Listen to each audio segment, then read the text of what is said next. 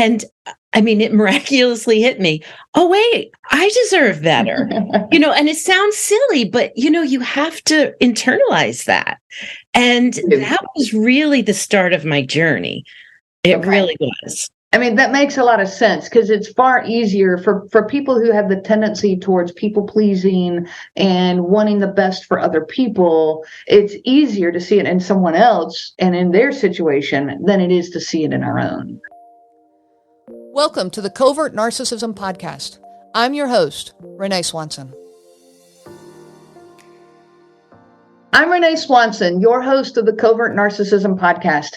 Thank you so much for joining me today, and I have a really special episode today. Today we have a guest on here. Her name is Linda. Linda has been with me through 2 sessions of the group coaching, and I have so much enjoyed getting to know her, and in fact, got to meet her in person at the first retreat we ever did with CNG, wrapped my arms around her, and just loved the opportunity to get to meet somebody that I've been working with.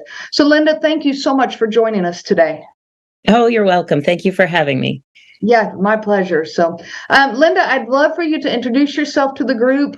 Tell us a little bit about, maybe what brought you here on this journey, and just kind of get this started. Well, okay. My story maybe is a little different than others that I've seen, only in the fact that I've been with my husband so many years. We were married for 36 years. I've been with him for 41. So we got together when I was 17 years old. And so really, that was all that I knew. I knew that I was unhappy. I knew that things weren't right.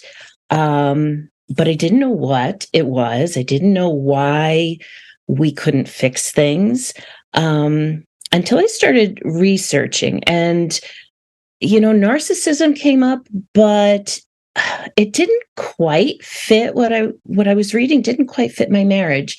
It wasn't until I hit upon the covert narcissism that really explained what was going on, because that was exactly what it was. So living in this marriage, straight out of the home, really.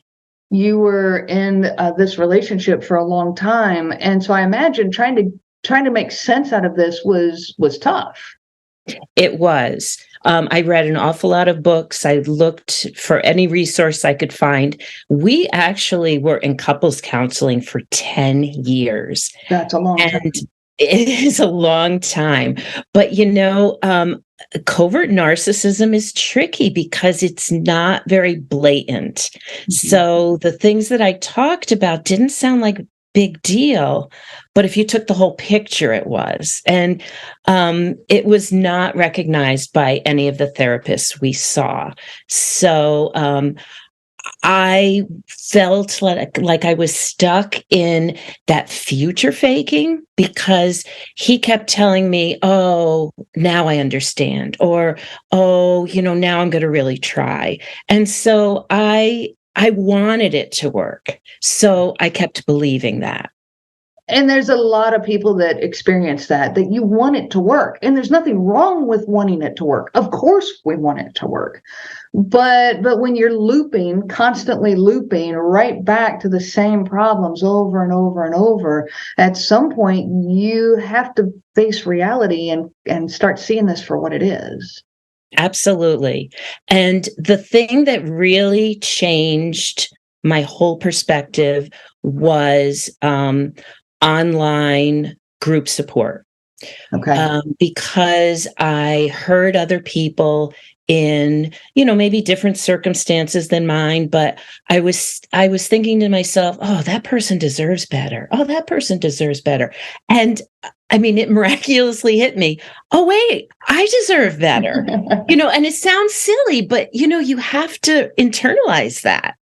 And that was really the start of my journey. It really was. I mean, that makes a lot of sense because it's far easier for people who have the tendency towards people pleasing and wanting the best for other people. It's easier to see it in someone else and in their situation than it is to see it in our own. Very much so. Very much so. And so when I finally realized that, that was a turning point for me. And then I was able to do the other things that you've talked about on your podcast that, led me through, because there's stages in this. And, I didn't leave right away. I had to, I remember you saying that you did work before you left. Yes. And that really resonated with me and kind of reassured me that it's okay. I've got to work on myself before I can get out. And, I took the focus off of him changing and put it on myself to see what I could change to make things better for myself, not for the relationship, but for myself. And there's a lot of value in that, 100%. And for people who are stuck and in that situation, they can get so wrapped up in, do I leave? Do I stay? And that's not even the main question. The main question is, how do I get healthier? How do I get in a better place? And then as a healthier me, if he also gets healthier, great. You've benefited the relationship, extremely. But if he doesn't, because we all kind of know what reality is there, you're in a better place to handle whatever choices you do end up making. That's absolutely right. Because the first thing I needed to do was do that radical acceptance. And boy, that's a hard piece. I had to fully realize that things were not going to change. My marriage was not going to get better. I mean, we did 10 years of counseling and that did not help. We did everything. I tried everything that I could to save my marriage, and it was not working. So once I finally accepted that fact, then I could really see things a little clearer.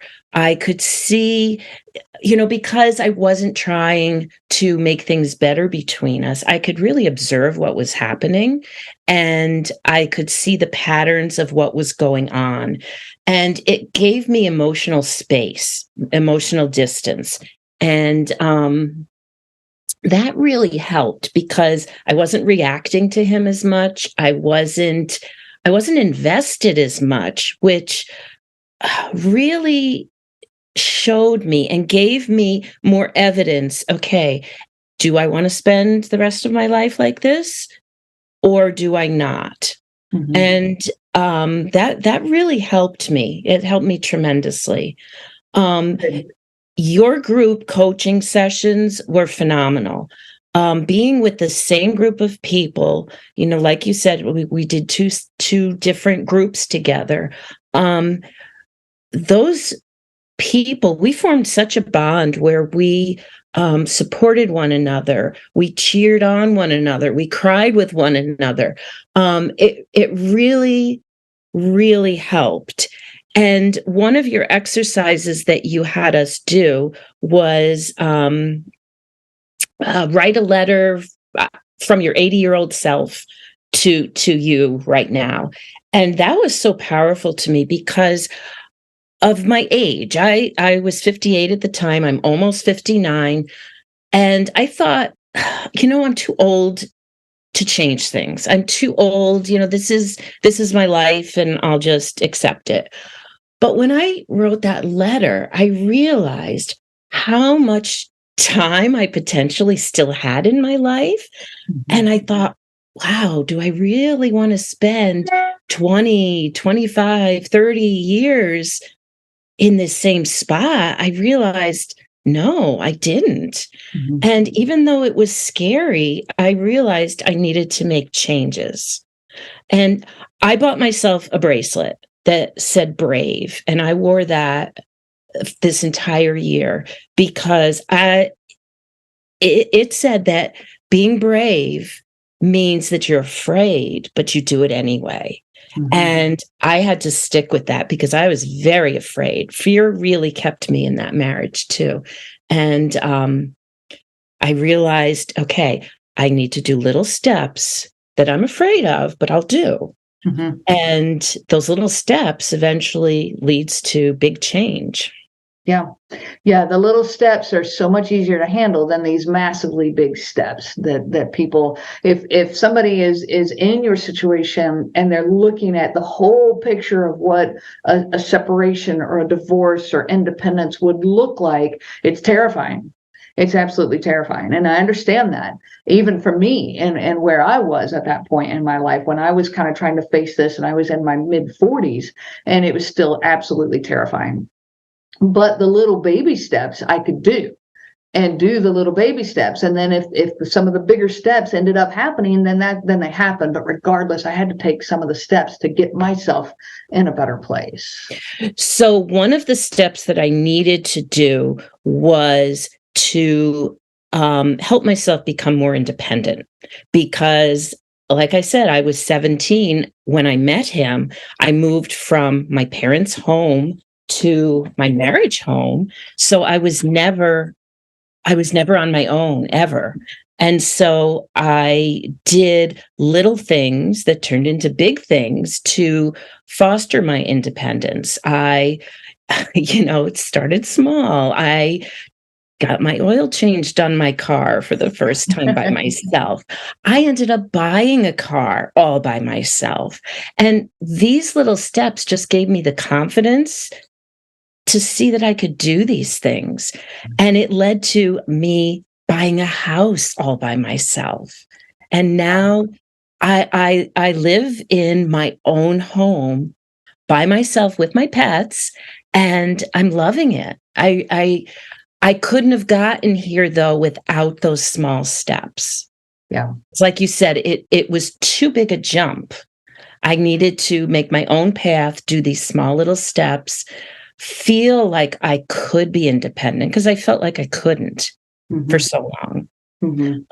Also, I saw that I had my own power. I felt very hopeless, helpless, powerless, that I couldn't change anything.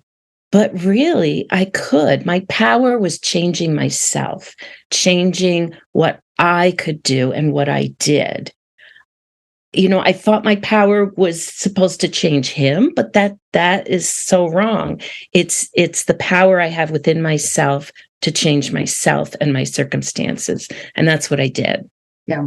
Thank you so much for saying it that way, because that's beautiful, absolutely beautiful, and so true. But we are taught or made to believe all of our lives that we're supposed to help everybody else. We're supposed to change everybody else. We're supposed to be there for everybody else. And you end up depleted. You end up empty of all of yourself. You end up empty of you. And instead, you take those steps to start taking care of you. And it's so empowering. And then it puts you in a better place to be able to be the best you can be for the world around you. That's absolutely true, because I saw that I was always putting myself last. Well, what that does is it teaches other people to put you last also. True. Yes. You do have to take care of yourself and your own needs in order to be a full person, really. Yeah. So now today, where are you in life? How do you describe where you are in life? Oh, I am in such a better place. For me personally, I felt it was best, instead of pursuing a divorce, I'm pursuing a legal separation, which it sounds like in a few weeks will be finalized. So I'm turning 59 this month, and I think I'll be legally separated. And I feel such a sense of peace and stillness that I can't even remember the last time that I felt this way. It's improved my mental health tremendously. It's quiet, it's peaceful. I don't have drama. I can enjoy little things that I couldn't before. Yeah. Yeah, it opens up your heart for embracing life again. Yes. Yeah, Yes. because you're Definitely. not living under that cloud every single day of your life. Yes. And that's exactly how it feels. I feel everything's lighter. You know, it's not heavy. Like I've walked back into my previous home, and again, that heaviness just comes upon me. But I come to my own. It's my own home. And it just feels so much lighter and so much happier. Great. Great. So happy for you, Linda. Watching you, knowing where you were when we met and seeing where you are today is so incredibly inspiring. Yes, the group definitely helped me so much because I was in a place where, okay, I knew that I wanted to separate, but he wouldn't leave the home. And through talking it out with the group, I realized, okay, that's just a place. You know, I can have my life anywhere. And that really helped me see that, okay, I can let go of this home and I can start something new, which really was the best decision for me. Yeah, good. I hear from a lot of people, they say, you know, I'm too old to start over. I can't start over. And what I try to explain is it's not starting over. It's just a turn in the road. You still have the life you've lived up to this point. There's a lot of value. There's still a lot of beautiful memories. There's still a lot of good things that are in your background and in your life and in your things of value today, your relationships, your family, all of that. And so it's not a starting over. It's just a turn in the road. Right. And it's continuing. It's continuing to live your life a better life than what you've had before. Because yes, I was in that spot. I really thought I was too old. I should just accept this was my life. But it doesn't matter how old you are. Even if it gives you 5 years of happiness, it's worth it. It is so worth it. It is. I've actually worked with a lady who she's 84 years old. And she walked away from a 60-year marriage. That's inspiring. And she said for the first time in her life, she has felt a peace that she had no idea was there. Yes. And she's just, it's that peacefulness that you just crave so badly. Yes, definitely. That's exactly what it is. Yeah. Okay. So what, in wrapping this up, what would you say to those who are out there listening to you right now that are stuck? They're feeling like there's no way through all of this fog and all of this self-doubt that they're living. Okay. Well, first of all, if I could do this, anybody can do this. So, you know, there's hope for you. Second of all, now I had been seeing a therapist for a long time, but you really need to connect with people who understand covert narcissism because it's a whole different ballgame. You know, you're dealing with people who don't follow the rules. It's different. So you really need to connect with people that know what's going on. I really totally recommend group support, you know, and nowadays the online groups are so easy to do.